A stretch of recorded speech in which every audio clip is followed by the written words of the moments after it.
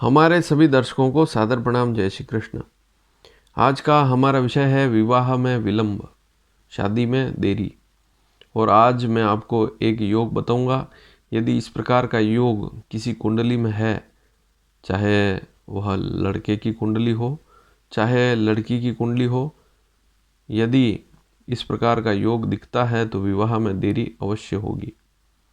तो आज मैं आपको 3 भावों के बारे में बताऊंगा, इसके साथ ही 3 ग्रहों के बारे में बताऊंगा और 3 राशियों के बारे में भी बताऊंगा कि 3 ऐसी राशियां हैं उन पर ही ये ग्रह अशुभ फल देंगे विशेष। तो इस विषय को समझने के लिए सबसे पहले तो आप जन्म कुंडली खोलें, लग्न कुंडली D1 चार्ट भी कहते हैं, उसे खोलें। हमारी जो लग्न कुंडली है उसी को सर्वप्रथम देखना चाहिए। अधिकतर हम नवमांश कुंडली देखते हैं विवाह की स्थिति देखने के लिए, लेकिन नवमांश कुंडली केवल विवाह के लिए ही नहीं, अन्य बहुत सारी स्थितियां नवमांश कुंडली से देखते हैं, लेकिन बिना लग्न के किसी अन्य कुंडली को देखना ठीक नहीं है। लग्न की स्थिति यदि अच्छी है, लग्न कुंडली में ग्रहों की स्थिति अच्छी है, तो दूसरी कुंडलियों का महत्व नहीं रहता है। इस बात को भी समझें। तो लग्न तो हमेशा, लग्न कुंडली जो है उसमें ग्रहों की स्थिति अच्छी है तो सारी स्थितियां अच्छी है। अब मान लीजिए लग्न कुंडली में ग्रहों की स्थितियां अच्छी नहीं है, तो फिर वहां पर आप नवमांश कुंडली भी देखकर थोड़ा सा अंदाजा लगा सकते हैं कि यह स्थिति कितनी खराब है। लेकिन लग्न जो है वह तो सर्वप्रथम फलित के लिए, ज्योतिष में जो फलित करते हैं, तो लग्न कुंडली को तो सर्वप्रथम देखें ही, उसके बाद अन्य कुंडलियों पर नज़र डालें। उनका भी महत्व है, लेकिन लग्न से ही, क्योंकि जब जन्मपत्री बनाते हैं तो सबसे पहले लग्न कुंडली ही बनाते हैं और वही वास्तविक कुंडली है। उसमें जो भावों की स्थितियां देखते हैं वह लग्न ही तो है। लग्न में सारी स्थितियां आपको देखनी है और वे सारी स्थितियां अगर खराब है तो स्थिति खराब है और अच्छी है तो स्थिति अच्छी होगी। और आगे जब हम दशाएं देखते हैं तब भी हमें लग्न को ही देखना पड़ेगा कि लग्न में कौन सा ग्रह योग कारक है, अर्थात शुभ है। तो ये सारी बातें लग्न पर ही निर्भर करती है। तो कुंडली के 3 ऐसे भाव हैं।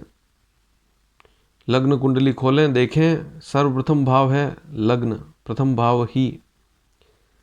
यह प्रथम भाव जो है स्वयं व्यक्तित्व को दर्शाता है। व्यक्ति की आदतें, स्वभाव, आचरण, मन, बातचीत का ढंग, सारी स्थितियां लग्न से पता लगती है। लग्न दूषित है तो सारी स्थितियां दूषित हो जाती है, या जीवन में जो अच्छे फल मिलने चाहिए नहीं मिल पाते हैं। दूसरी स्थिति है दूसरा भाव, द्वितीय भाव देखें, धन का भाव। इसे कुटुंब का भाव भी कहते हैं। कुटुंब में वृद्धि की स्थिति, कुटुंब में कोई सदस्य जुड़ता है, जैसे विवाह करते हैं तो एक नया सदस्य परिवार में जुड़ता है, संतान होती है तब भी नया सदस्य परिवार में जुड़ता है। तो दूसरा भाव यदि शुद्ध है, अच्छा है, तो कोई समस्या नहीं रहती है। और तीसरा सप्तम भाव, जो तीसरा भाव है जिस पर नज़र डालनी होगी वह है सप्तम भाव। कुंडली का 7वां भाव विवाह का भाव है ही, तो उसे भी अवश्य देखें। पति पत्नी की स्थिति, लड़के के लिए उसकी पत्नी की स्थिति और लड़की के लिए उसके पति की स्थिति सप्तम भाव से देखते हैं। तो सप्तम भाव, लग्न और द्वितीय भाव, इन 3 भावों में पाप ग्रहों का प्रभाव। 3 ग्रह कौन से हैं पाप ग्रह? शनि, राहु और केतु। अब शनि, राहु, केतु यदि इन भावों में, 3 भावों में नीच राशि पर हो तो बुरी स्थिति होती है, विवाह में देरी होती है। जैसे शनि लग्न में नीच राशि पर हो, या द्वितीय भाव में नीच राशि पर हो, या सप्तम भाव में नीच राशि पर हो। अब शनि की नीच राशि कौन सी होती है? मेष, 1 नंबर। तो शनि इन भावों में 1 नंबर अंक पर लिखा हो, बैठा हो, तो ऐसी स्थिति बनती है, चाहे लग्न में हो, चाहे द्वितीय में हो, चाहे सप्तम भाव में हो। अब इसी प्रकार से राहु को भी समझना है। मान लीजिए शनि इन भावों में नहीं है, नीच स्थिति में, तो राहु को देखें। राहु यदि लग्न में है, द्वितीय भाव में है या सप्तम भाव में बैठा हुआ है और वह नीच राशि पर है, तो राहु की नीच राशि कौन सी होती है? धनु राशि। और बहुत सी बार हमने देखा है कि वृश्चिक राशि पर भी राहु के बुरे फल मिलते हैं, और बहुत से शास्त्रों में, बहुत सी पुस्तकों में वृश्चिक राशि पर भी राहु को नीच का बताया है, लेकिन विशेषकर धनु राशि पर ही देखते हैं। तो राहु नीच का हो, लग्न में हो या दूसरे भाव में हो या सप्तम भाव में हो, तब भी विवाह में विलंब और वैवाहिक समस्याएं भी हमने देखी है। तीसरी स्थिति है केतु की। केतु भी यदि नीच का हो, केतु 3 नंबर मिथुन राशि पर नीच का होता है, चाहे लग्न में हो, चाहे द्वितीय भाव में हो, चाहे सप्तम भाव में बैठा हो, तो यह स्थिति भी विवाह में देरी लाती है। अब एक स्थिति और देखें कि चौथा भाव जो है उसमें भी इन 3 ग्रहों का प्रभाव हो, नीच राशि पर ही हो, तब भी समस्या रहती है, क्योंकि चौथा भाव भी सुख का भाव है, सुख में कमी करता है, विवाह में देरी देता है। इस बात को भी आप अवश्य नोट करें।